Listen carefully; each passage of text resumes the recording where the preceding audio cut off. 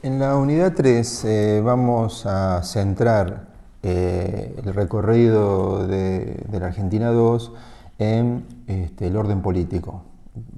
En este caso, enmarcado entre 1880 y 1930.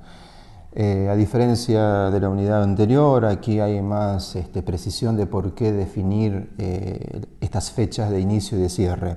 En 1880, luego de un enfrentamiento entre un Estado nacional en construcción y el último Estado provincial en oposición, esto es el Estado de Buenos Aires, en 1880 se produce la derrota militar de Buenos Aires y el triunfo en consecuencia de las tropas del Estado Nacional, y mediante una ley del Congreso de la Nación, la ciudad de Buenos Aires, capital del Estado de Buenos Aires, se convierte en capital federal, es decir, en sede política de las autoridades del gobierno nacional. Esta federalización de la ciudad de Buenos Aires obliga a que la provincia de Buenos Aires se quede sin su ciudad fundamental y 2 años después se define la fundación de la ciudad de La Plata. La ciudad de La Plata va a ser una de las ciudades más modernas de la Argentina, diseñada desde cero, y que va a ser precisamente la capital, la nueva capital de Buenos Aires y sede del gobernador de esa provincia. Y 1930, colocar ese año es porque precisamente se produce el fin de la etapa radical a partir de un golpe cívico-militar, no porque antes en Argentina no haya habido acción militar, sino que en todo caso 1930 es un momento en donde las Fuerzas Armadas, en vinculación con sectores civiles, producen el derrocamiento del presidente de ese momento, que es Hipólito Yrigoyen, y a partir de allí podemos decir que empieza una nueva etapa en la historia argentina. Ahora, entre 1880 y 1916, en Argentina se va, digamos, su desarrollo, una forma de ejercer el poder.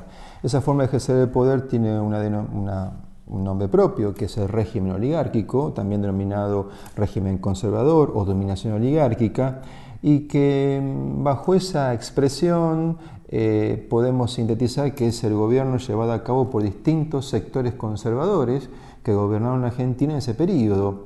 Se ha dicho de manera bastante enfática que un solo partido gobernó la Argentina. En realidad hubieron distintos partidos conservadores, el más conocido de ellos es el Partido Autonomista Nacional, pero en realidad el mundo conservador era un mundo integrado por facciones o por ligas conservadoras que entre ellas obviamente competían por el poder.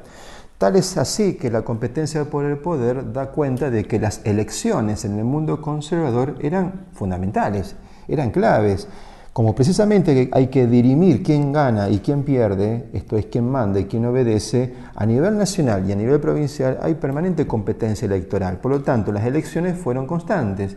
Y en Argentina, desde la década del 20 del siglo XIX, cuando la Argentina aún no era tal, se instituye, primero en Buenos Aires y después en distintos estados provinciales, el voto ampliado.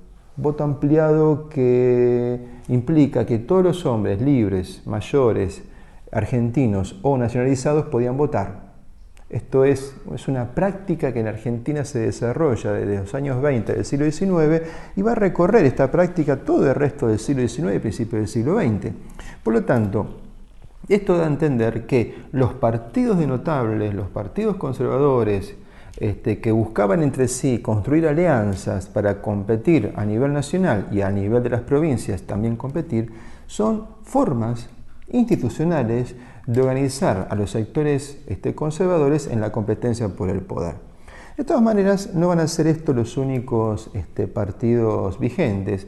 A partir de 1890 se produce una crisis respecto de estas formas de ejercer el poder. Me refiero, los partidos conservadores en el poder buscan lo que se llama controlar la sucesión, es decir, el presidente o el gobernante en ejercicio trata de regular el resultado electoral, controlándolo, manipulándolo, interviniendo sobre el resultado de las elecciones para de esa manera resolver quién iba a ser su sucesor, es decir, lo que se llamaba el control de la sucesión. Ese control de la sucesión no fue siempre exitoso, porque precisamente las competencias en el mundo conservador hacía que no fuera tan sencillo definir quién iba a suceder, pero había un esfuerzo en garantizar esa sucesión. Este control sobre las instancias electorales fueron generando lo que se llama una crisis de legitimidad que se desenvuelve a partir de 1890 y que trae consigo la Revolución del 90.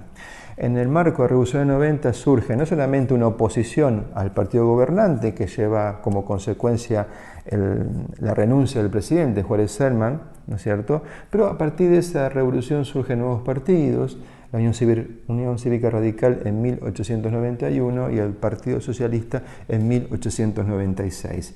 La Unión Cívica Radical va a levantar varias banderas políticas, fundamentalmente la de librar una batalla por un voto un tanto menos controlado por el poder político, y este Partido Radical va a tener como dos grandes posiciones, ¿no es cierto? Una lucha por los comicios libres, pero también una bandera que es la bandera de revolución.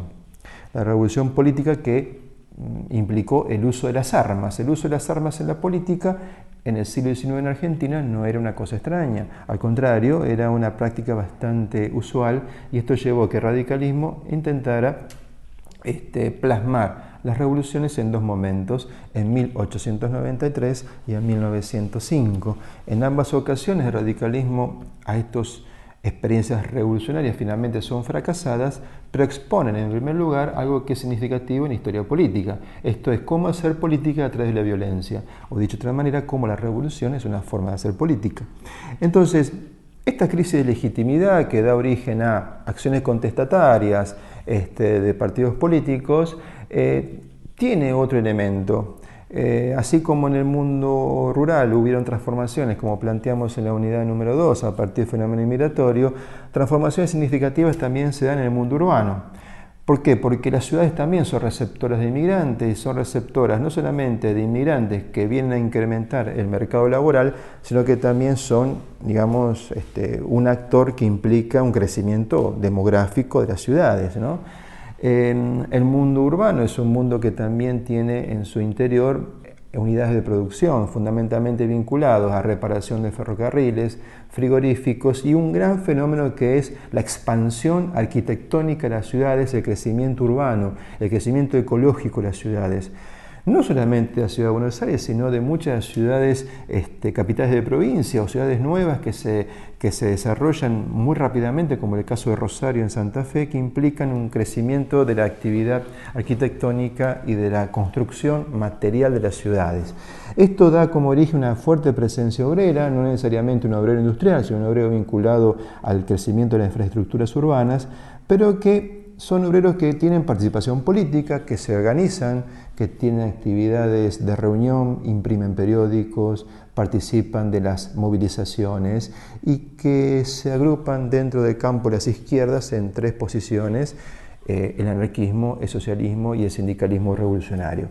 De todas maneras, este esfuerzo por llevar a cabo una transformación política va a llevar a cabo la reforma del 12, que implica el voto universal, el voto secreto, el voto obligatorio, la representación de las minorías, y a partir de allí se produce en el 16 el triunfo de la Unión Cívica Radical.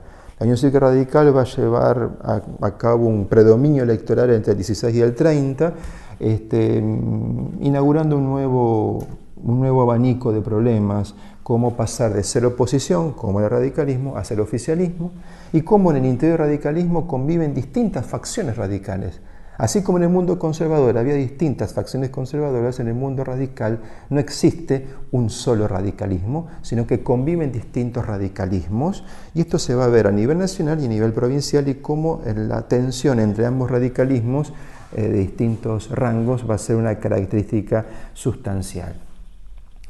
Había dicho que la unidad cierra con 1930. 1930 es el momento en donde una fuerte reacción nacionalista, una fuerte tensión dentro del mundo radical va a abrir las compuertas para un golpe cívico-militar. Esto es, no es que los militares se autonomizan, sino que tienen una fuerte vinculación con el mundo civil, y a partir de allí catapultan al primer golpe de Estado encabezado por Uriburu el 6 de septiembre de 1930, y a partir de allí una nueva etapa empieza.